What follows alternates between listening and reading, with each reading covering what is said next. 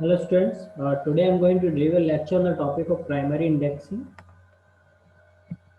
So students, in primary indexing, we do indexing on the basis of a primary key attribute. Means that here search key always be a primary key of the relational table. Okay. The concept of primary key I have already discussed in my previous lectures. Okay. So you can see here in an index file which we have used here, in which the one field is of the search key, and that search key will be a primary key, and second field is the pointer.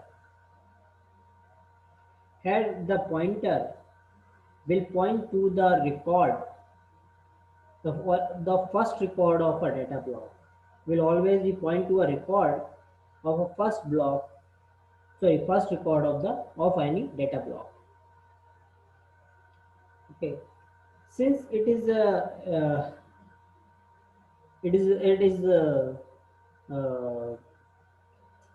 since her record file is using the search using the primary key attribute for the search key, therefore the records in a record file will always be in a sorted order on the basis of search key. You can see here first block is having record having the primary key attribute value is 1 2 3, and second block is having the records which is having the primary key attribute value 4 5 6. Okay. So the pointer will always be point to a record, to the first record of any block, because the primary indexing always uses sparse indexing, and we all know in a sparse indexing correspond to a set of records there will be only a single entry in the index file. So you can see the correspond to the all records of the first block only one entry in the index file. It correspond to the all records of second block there is only single entry in the index file having attribute value is 4. Okay.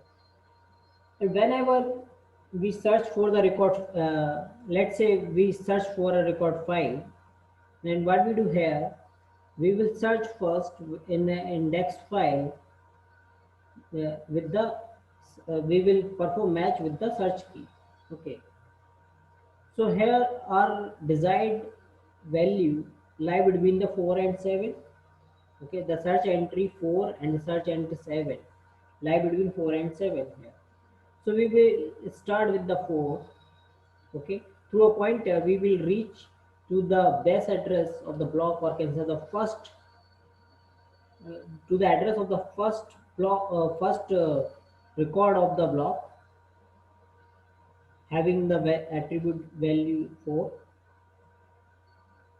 Since it is not a desired record value, so we will move down in a sequential manner. We will search in a sequential manner within a record. Okay, so in the next record is having the attribute is having the value 5. So our record will be found here. So this is how the primary indexing works.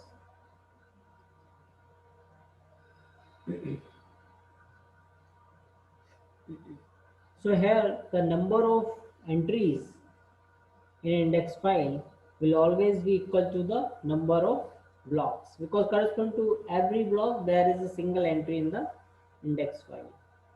Let's discuss the access time of a primary indexing.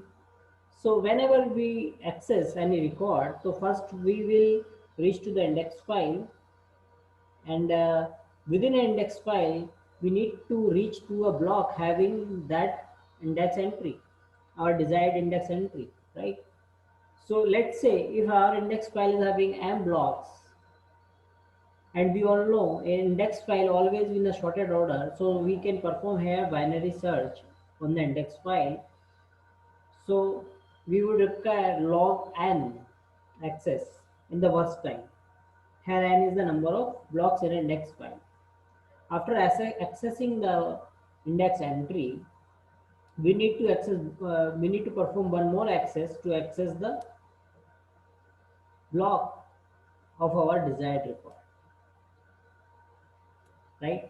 That is why her access time will be equal to the log n plus 1. So that's all for the today's session.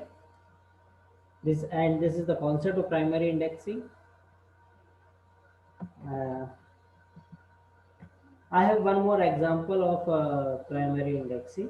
You can see here I have a database in which the primary key attribute is the name.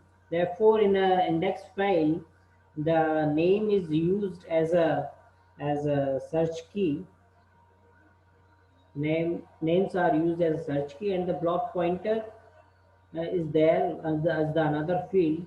Block pointer point to the base address of the block, or can say to the address of the first record. Okay, so this is similar to the previous one. Okay, but this is looking so realistic.